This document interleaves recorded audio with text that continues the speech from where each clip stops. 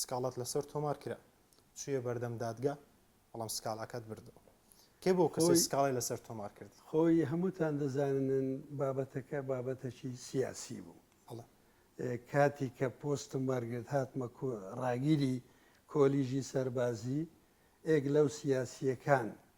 ناوی نالێمەوە خۆتان دەزانن یعنی زانیاری هەیە کەسێکی باڵایە شکستنەکان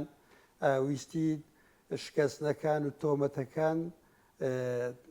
ئاراستەی هەرێمی کوردستان بکە بە تایبەتی ئاراستەی قیادەی سیاسی خۆمان بەڵام کە قسەکانی کرد لە یەک مقابلەکانی تەلەڤیزیۆنی سۆمەریە بوو وا بزانم کە توهمەی برد کە ئەوە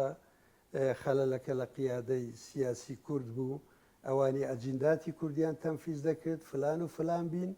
پاش ئەو قسەکانی ئەو بەڕێزە لوژنەشی تحقیقی هاتە دامەزراندن لەسەر ئاستی وەزارەتی بەرگری عێراق کە ڕئیس ئەرکانی عێراق ئەو کاتی فەریق ڕکن عوسمان غانمی بوو و لەگەڵ مەجموعەک ئەفسەرەکانی سەر بە وەزارەتی بەرگری عێراق لوژنەشی لێکۆلینەوە تحقیقی هاتە دامەزراندن ئەو کاتی چینە بەر دەمی لوژنەی تحقیقی و بەردەمی دادگای عسکەری و ئەو کاتی کە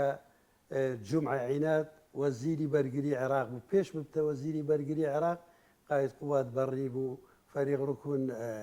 علی فرێجی ئەوان هاتن وەکو شاهیدێک شاهیدیاندا ئەوی دیتیان زەمیرە خۆیان مرتاح کرد و هیچ نە تەقسیری نە ئیهمالی لە لای ئێمە نەبوو ئیشەکان بەخۆ دەتانزانی زیاتر سیاسی بوو نا سەربازی بوو.